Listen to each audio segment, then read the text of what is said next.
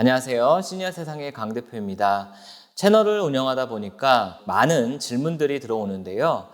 제가 이 유튜브 채널만 운영하는 것이 아니라 다른 일들도 같이 하기 때문에 질문에 대답을 못 해드리는 경우들이 생깁니다. 죄송하게 생각을 합니다. 그런데 여러 번 눈에 띄는 질문이 있어서 오늘은 이 내용에 대해서 간단히 설명을 좀 드릴까 합니다. 일단 댓글부터 한번 읽어보겠습니다. 왜 요양보호사의 월급날이 25일에서 30일인지도 궁금합니다. 한 달씩 깔고 준다는 것이 이해가 안 됩니다. 답글에도 맞아요. 사회복지사도 똑같아요. 1일부터 일하면 다음 달 말에 나오니까 2달 일하고 월급을 받아요. 자, 이런 댓글인데요.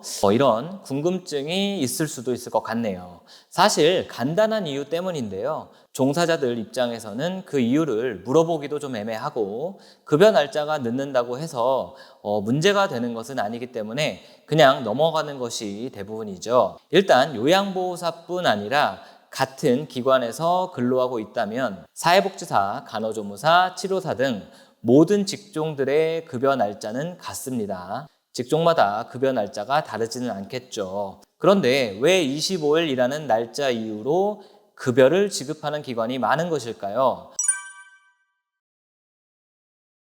그것은 바로 장기요양 급여 비용이 기관으로 들어오는 날짜가 25일 전후이기 때문입니다. 그런데 이 날짜는 주간보호센터나 요양원에 해당이 됩니다. 방문요양급여비용 같은 경우는 매달 16일 기준으로 지급이 됩니다. 그러니까 기관 입장에서는 근로자 임금을 주기 위해서 대표자가 따로 자금을 마련하지 않는 이상 방문요양의 경우는 16일 이후, 주간보호나 요양원과 같은 시설은 25일 이후에 월급을 지급해야만 운영비가 안정적으로 유지가 되는 겁니다. 즉 공단에서 운영비용을 지급받는 날짜가 16일 혹은 25일 이후이기 때문에 그 비용을 받은 이후에 직원들에게 지급을 한다고 보시면 되겠습니다. 그렇다면 모든 기관이 월급 날짜를 이렇게 뒤로 미루어 두었느냐?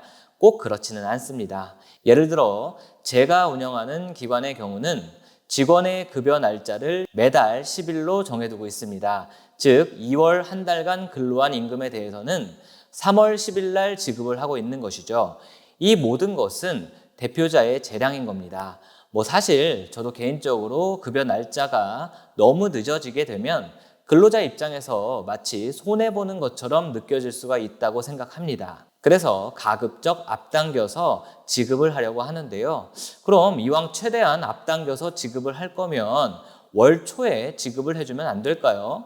물론 어떤 기관에서는 5일에 지급을 하는 경우도 있을 겁니다. 통상 5일, 10일, 15일, 20일 이런 식으로 5일 단위로 지급을 하는 것이 관례처럼 되어 있다 보니까 그런 건데요. 모든 기관이 동일하게 운영되는 것은 아닙니다만 저 같은 경우는 급여대장을 만드는 작업을 제가 직접 하지 않습니다. 아무래도 세무, 회계 전문가가 아니기 때문에 전문 업체에 맡겨서 그달 급여대장을 만들고 있습니다. 그래야 실수도 적고 4대 보험 등의 세금 공제 내용도 정확하게 반영을 할 수가 있기 때문이죠.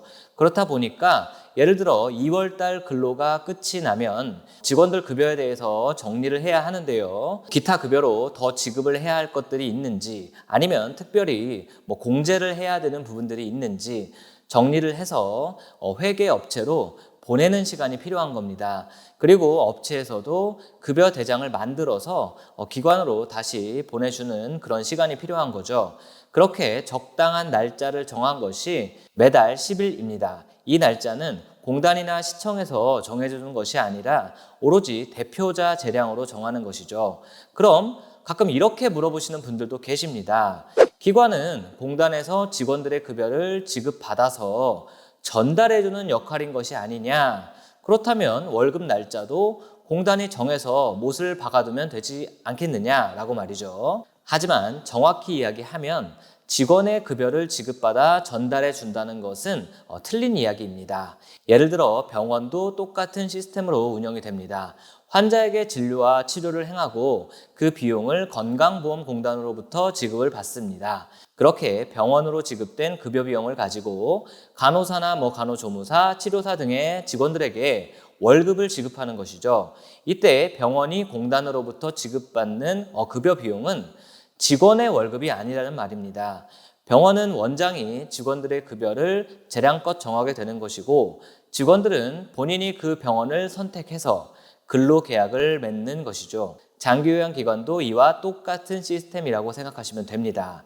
직원의 급여를 공단으로부터 지급받는 것이 아니라 어르신께 서비스한 내용을 토대로 장기요양급여 비용을 받게 되고 이 비용 안에서 대표자의 재량껏 직원의 급여도 지급을 하는 겁니다. 그래서 기관마다 급여액과 지급 일자가 차이가 난다고 보시면 되겠습니다. 물론 장기요양기관의 경우는 최소한의 종사자 인건비 지출 비율에 맞게 급여를 지급하라는 그런 규칙이 존재를 하는 것이죠. 그것이 병원과 조금 다르다고 할 수 있습니다. 이 내용을 모르시면 상단의 영상을 참고하시면 이해가 쉽게 되실 겁니다. 오늘은 왜 장기요양기관의 급여 날짜는 월 말에 지급이 되는지 그것에 대해서 간단히 말씀을 드렸습니다. 기관도 나름의 사정이 있는 것이고 근로기준법에 어긋나는 것은 아니니까요. 이 부분에 대해서는 종사자분들이 처음 근로계약을 하실 때 고려해서 결정을 하셔야 하겠습니다. 기관도 어느 정도 여유가 생기게 되면 급여일을 조금 앞당겨서 지급을 하는 것도 고려해 보시면 서로 좋을 것 같네요. 오늘 여기까지 하겠습니다. 시청해 주셔서 감사합니다.